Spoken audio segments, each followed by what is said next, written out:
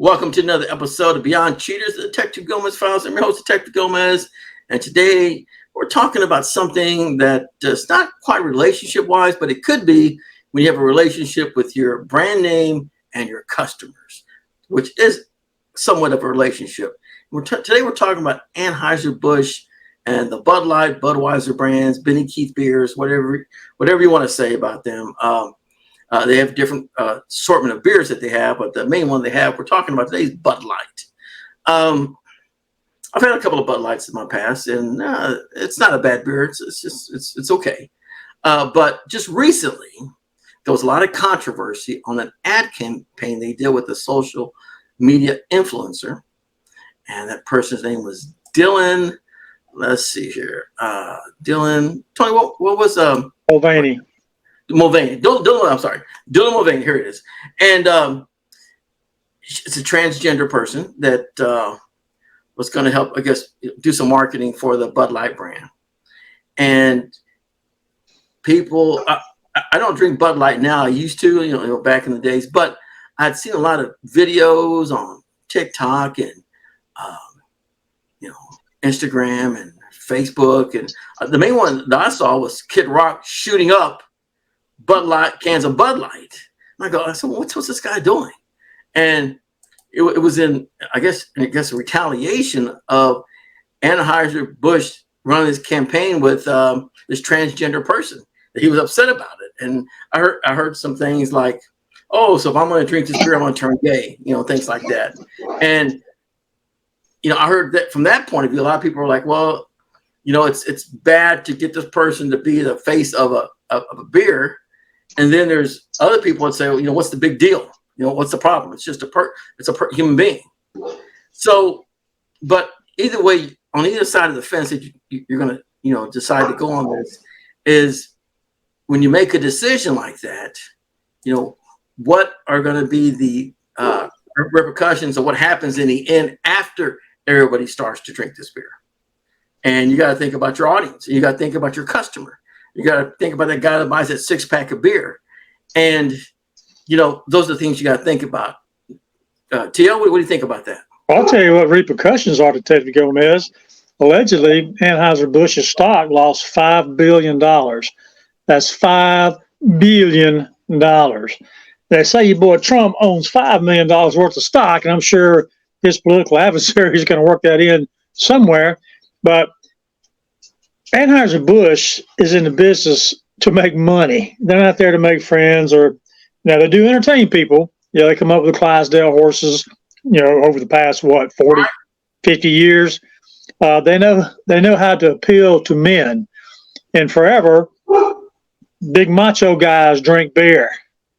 Now, I don't drink myself, Detective Gomez. You said you drank Bud Light before. Our Bud Light's like water compared to the rest of it.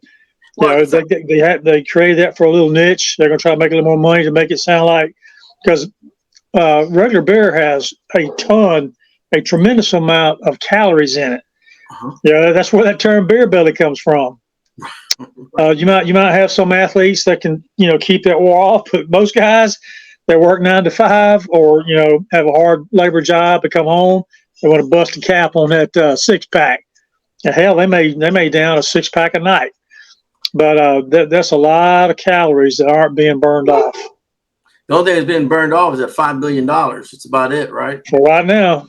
Yeah, I was reading some articles before we did our interview, and I read something that came out on April 13th. It said no one at the senior level knew of the Bud Light of the Dylan Mulvaney ad campaign.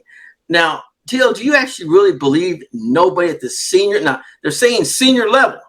Okay, so you're thinking they got a marketing level, so a marketing person knew of it, but nobody at the senior level. That means them old guys up there in the big conference room smoking the cigars and saying, "What the hell is going on here?" They're the ones that didn't know about it. Do you agree with that? Do you think that really happened? Well, it's like Bud Light, Detective Gomez. I don't buy that. Some old cat had to sign off on that to let it go forward. Like I said, they're in the business to make money, and that's it. They may put out a quality product that people are pleased with, blah blah blah. but they're not in it to foster goodwill or make people feel good. They want the money. So you had, we'll say, the head of Bud Light ad campaign thought this was a great idea, and it was a young lady, probably in her 30s. You know, probably had a great marketing degree from some highfalutin college, but there's no way they ran that without senior approval.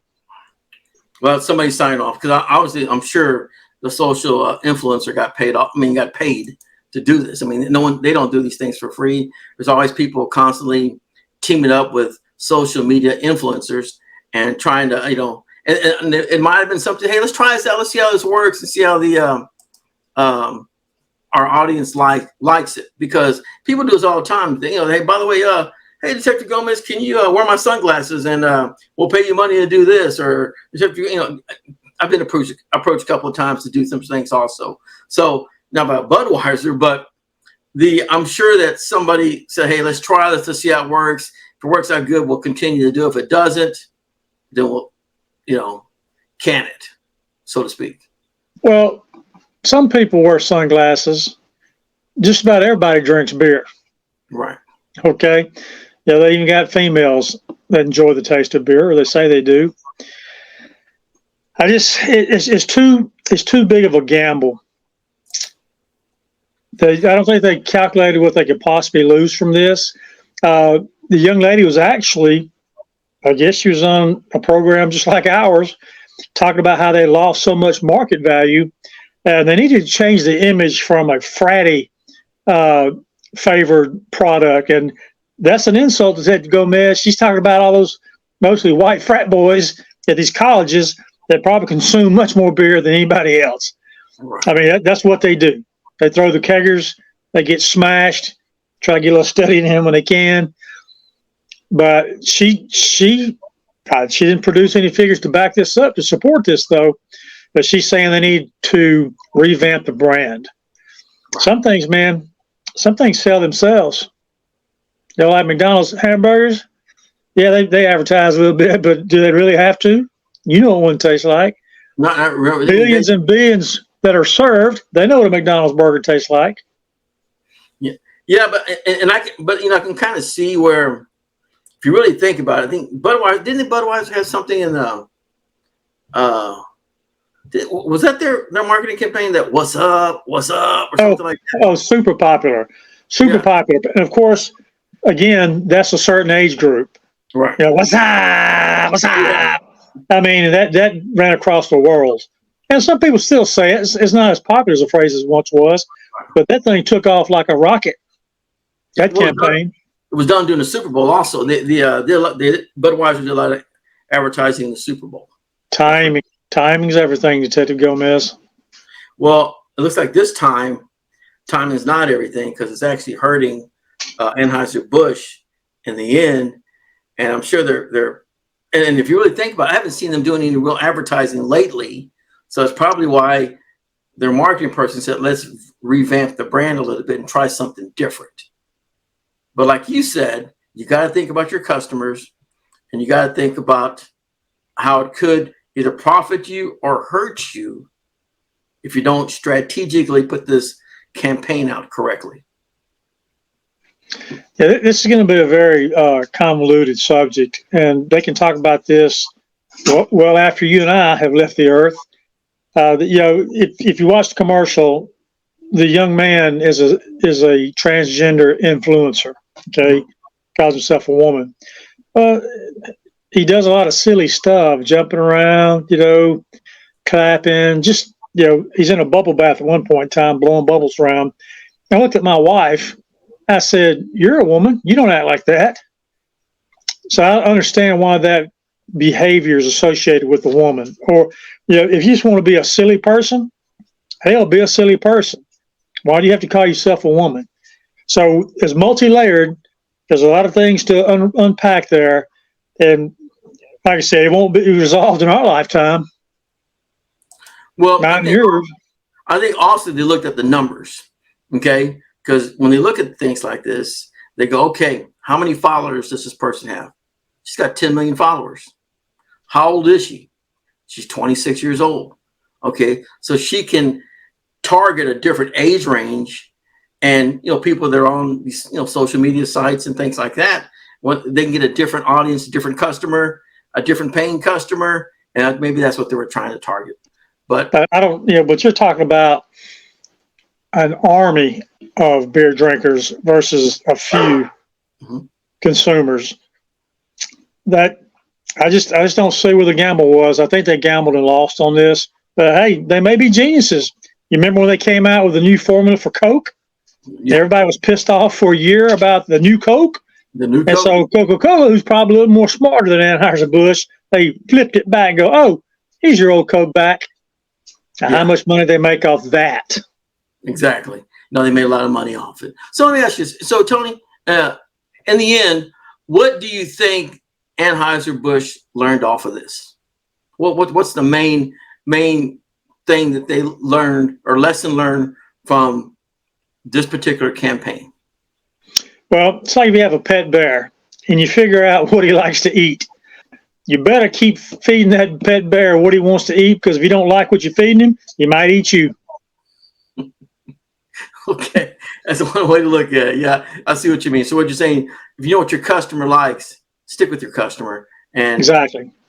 I would say, if you're going to try a different marketing campaign, maybe at a smaller level, see how it works out, and then let it grow from there. Not at such a big level, because, like I said, $5 million is a lot of money to lose in any business. And I'm sure Anheuser-Busch is still feeling the criticism from people that drink Bud Light that don't like it, because once Kid Rock started shooting cans of Bud Light, everybody else started doing the same thing. So I mean, there's plenty of videos now all over this social media of people, not wanting to drink Bud Light anymore. So Anheuser-Busch, I would say think about your campaigns before you actually do them, and then maybe test it at a smaller level, and keep, if it is true that the big guys didn't know about it, communicate with the big guys, because like you said, TL, somebody had to sign off on that ad campaign. So yeah, the money's too big. Let something like that happen. And you're talking about release it on a smaller scale. People like you that have cameras, it's going to be discovered. It'd be hard to run a little test market on that, since everyone's got a camera nowadays, and it's going to get leaked. And I think you're onto something. You want to fail small at first. If you do fail small at first, maybe you can tweak it and get it up and running the next go round. But I don't think this is going to help them, Detective Gomez. Well, don't you think it's funny that Anheuser-Busch tried it first and not Coors? Yeah. Or Rolling Rock, or whoever. Well, Anheuser-Busch probably had more money. Oh, absolutely. They've been around longer. They probably got a little money to spend. They've tried different types of beers in the past. Some of them work, some of them don't. I had a friend of mine that used to work for Anheuser-Busch, and hey man, try this new beer. We got this new beer out, and then I never hear about it again. So, things like that happen. But I think this was like at a bigger level, and I think they think they've learned their lesson from this. Well, let's hope. Okay. All right, ladies and gentlemen, thank you for being with us today on Beyond Cheaters Detective Gomez Files. And of course, if you decide to run a big ad campaign, check with the big bosses first, so you don't take the big boss in the end. All right, take care. We'll see you next time on Beyond Cheaters, the Detective Gomez Files. Adios.